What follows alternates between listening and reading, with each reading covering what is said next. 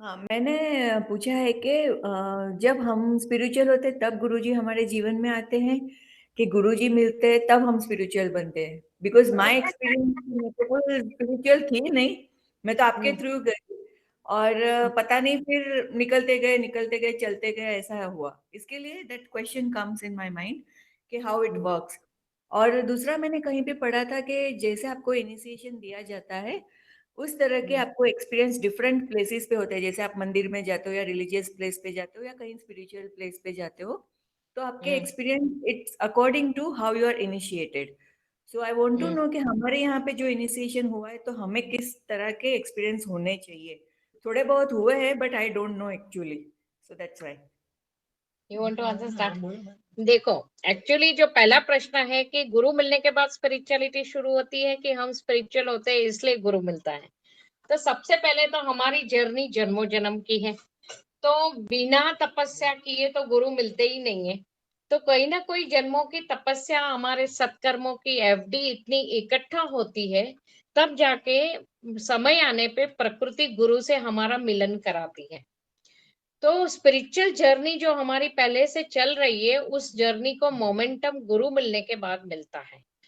तो ये एक हुआ, उसके बिना तो गुरु मिलता ही नहीं है। और उसके बाद हमें अवेयरनेस आती है कि हाँ, अभी हम स्पिरिचुअल, हमें पहले हम चल रहे थे। जैसे मैं बचपन से, मुझे अच्छी मैं तत्व ज्ञान पढ़ती थी, मुझे बचपन से होली किताब पढ़ने का ज्यादा शौक था। और बचपन से मेरा जीवन ना संयमित रहा, मुझे ज्यादा एक्सपेंसिव ड्रेसेस पहनना, हैवी मेकअप करना या फायर क्रैकर्स में पैसा खर्च करना, उस टाइम पे तो ये इलेक्ट्रॉनिक गैजेट नहीं थे, ये सब मेरे को न्यूसेंस लगता था, मुझे वो ये सब पसंद नहीं था। मैं सबसे अलूफ रहती थी। तो ये जन्मों जन्म के संस्कार है कि इतनी सादगी पहले से रही। खाना पीना भी सिंपल ही पसंद था। तो ज्यादा फ्राइड सूट भी नहीं होता था, मैरिज पार्टी में भी जाओ तो मेरा सर हैवी हो जाता था, मुझे नहीं पसंद आता था इतना सज धज के जाना। और मैं आज भी मैं चेन तक नहीं गले में पहनती, क्योंकि वो अगर मैं पहनी पहनी है तो मुझे नींद नहीं आती। तो ये एक स्वभाव था। तो ये डैडी हमेशा हंसते थे, बोलते थे कि तू आगे चल के साध्वी बनेगी। तो ये जन्मों जन्म की जर्नी है। फिर अवेयरनेस आई गुरु मिलने के बाद, वो अवेयरनेस ज्यादा आती है कि हाँ, हम यहाँ स्पिरिचुअली पहुंचे, क्योंकि गुरु आईना है हमारे इनर सेल्फ का। जैसे हम बाहर के मिरर में अपने आप को एक्सटर्नली सजाते हैं मिरर को देख के, ऐसे गुरु हमारे जीवन के, हमारे इनर एटीट्यूड का मिरर बनता है। और गुरु का जल पीते पीते हम स्वयं अपने आप को एहसास करते हैं कि हमारे अंदर क्या क्या डिफेक्ट है और हम इसमें से कैसे निकले। तो जैसे मैंने वो बेंजामिन फ्रैंकलिन का एग्जांपल दिया, तो वो इतने अवेयर शुरू से थे। तो ये अवेयरनेस हर एक के अंदर नहीं होती है, ये भी बहुत जन्मों की तपस्या होती है कि आपके अंदर वो अवेयरनेस जागृत हो जाती है, और फिर इतने तैयार होते हैं तो गुरु मिलता है। स्पिरिचुअल जर्नी पहले रिचुअल से शुरू होती है। ज्यादा करके देखना, गुरु लाइन में रिचुअल्स कम है। हम बैठ के मंत्र करना या बैठ के घंटों पूजा करना या भगवान का श्रृंगार करना, ये सब हमारी गुरु लाइन में नहीं है, क्योंकि हम ये स्टेज को क्रॉस कर चुके हैं। कोई जन्म में हमने ये सारी क्रियाओं, रिचुअल्स कर करके आज हम इस प्रैक्टिकल एक्सपेक्ट पे पहुंच गए हैं। तो ये एक कंटिन्यूअस जर्नी है। दूसरा, गुरुओं में भी डिफरेंट प्रकार है। जैसे योगा के गुरु होते हैं, अलग अलग विद्या के गुरु होते हैं, एक्यूप्रेशर के गुरु होते हैं, ज्ञानी गुरु होते हैं। ऐसे आत्मा के गुरु है और ब्रह्मनिष्ठ गुरु होते हैं। उसमें भी फिर अलग अलग है कि कोई तपस्वी है, कोई मौनी है, कोई त्यागी है, और कोई फिर आत्मा गुरु है, और कोई महागुरु है। तो जब आप इनिशिएशन लेते हो, तो सबसे पहले तो मैंने पहले ही गुरु शिष्य साइंस की सीक्रेट बताई कि आपका गुरु की जो भी अवस्था हो, आपकी मानता सही है तो ऊपर की एटर्नल गुरु पावर के आशीर्वाद आपको मिलते रहते हैं। अभी रहा, आप डिफरेंट रिलीजियस प्लेसेस में जाते हो तो आपको क्या एक्सपीरियंस होता है, it depends on your inner clarity, कि तपस्या से आपने अपने आप को कितना शुद्ध बनाया, आपका रिसीवर कितना ऑन है, तो आपको वो एहसास होता है कि मैंने यहाँ जाके ये प्राप्ति मस्ती की। अभी 2 साल पहले 2018 में हम लोग एक जगह पे गए थे, पोइचा है बड़ौदा के पास। हम लोग ऐसे ही वहाँ एक टेम्पल था, वहाँ गए। हमारे साथ संगत के कपल कपल भी थे। वो लोग हमने पहले उनको जाने दिया। मैंने कहा ठीक है आप लोग जाओ, मंदिर बहुत ही ब्यूटीफुल सजाया हुआ था, क्योंकि पोइचा में और कोई जगह नहीं है। तो हमने बोला था चलो ये नेचुरल प्लेस है और यहाँ थोड़ा रहते भी है और जाते हैं, गांव का एटमॉस्फेयर भी था। तो वो टेम्पल इतना सजा, स्वामी नारायण टेम्पल था, वो गए। वो कपल ने बहुत टाइम लिया उसकी सजावट देखना वगैरह। बंद होने का टाइम आया मंदिर, तो वो बाहर आए भागते हुए, हमें 5 मिनट भी नहीं मिला। हम लोग गए और महसूस किया कि क्या मिला। फिर बाहर आने के बाद हमने वो कपल से बात की, क्या महसूस किया? बोले कुछ नहीं, इतनी ब्यूटीफुल सजावट देखे। तो मैंने कहा आप एक्सटर्नल में इतना भव्यता में घुस गए कि जिसके दर्शन करने गए थे वो दर्शन तो आपने किए ही नहीं। तो अक्सर इंसान का ऐसा होता है कि गुरु लाइन में जाने के बाद भी आप कितना इंटरनल चलते हो, आप कितना अपने आप को स्वयं को सुधारने की मेहनत करते हो, क्योंकि गुरु भी मार्गदर्शक का रोल निभाता है। गुरु कोई स्पून फीडर नहीं है कि उंगली पकड़ के आपको नहीं चलाएगा। सच्चा गुरु आपका सिर्फ मार्गदर्शक रहेगा। इसीलिए भगवत गीता में भी कृष्ण भगवान ने यही कहा है, तुम ऐसा करोगे तो ये रिजल्ट आएगा। तुम ऐसा करो, ऐसे आदेश नहीं देते। ऐसे सच्चा गुरु आदेश रेयरली देता है। वो भी शिष्य इतना लायक होता है कि उसको वो आदेश को रिसीव करे तो उसको मिलता है। नहींतर वो खाली मार्गदर्शक की भूमिका बजाता है, चलना स्वयं को है। तो जब आप स्वयं चलते जाते हो और जल आपका प्यूरिफिकेशन का काम करता है, मंत्र चांटेशन आपको आपके लय और रिधम को करेक्ट करके आपकी आत्मा को अवेकन करने में, मतलब आत्मा की डिवाइनिटी को अवेकन करने में सहायभूत करता है।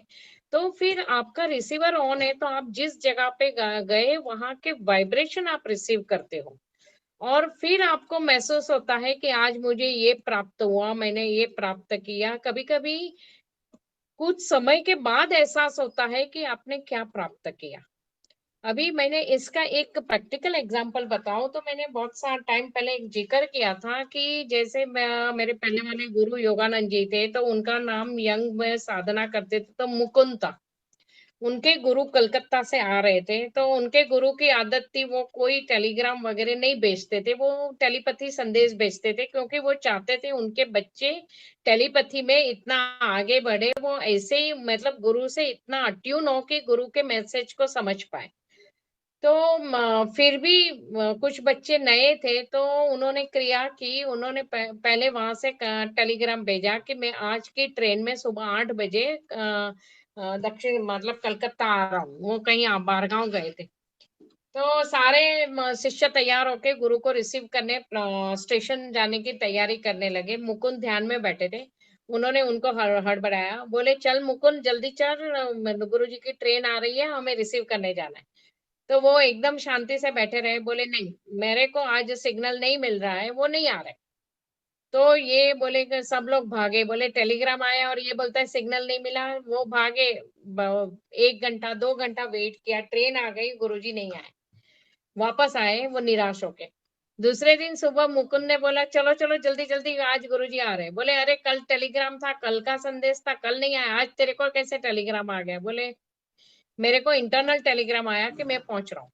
तो कोई नहीं गया। बोले चल, ये तो बोलता रहता है ये। फिर मुकुंद गए, गुरुजी को लेके आए, तो सब बच्चे हैरान। फिर 2-3 घंटे के बाद एक एक करके गुरुजी सबको मिले, तो सबकी एक ही कंप्लेन थी, मुकुंद आपका लाडला है, आपने मुकुंद को मैसेज दिया, मुझे हमें नहीं दिया। तो गुरुजी बोले कि मेरे लिए तो सब बच्चे बराबर है, मैंने तो सबको संदेश भेजा, उसकी आत्मा ने रिसीव किया, तुमने रिसीव नहीं किया, तो मैं क्या करूं?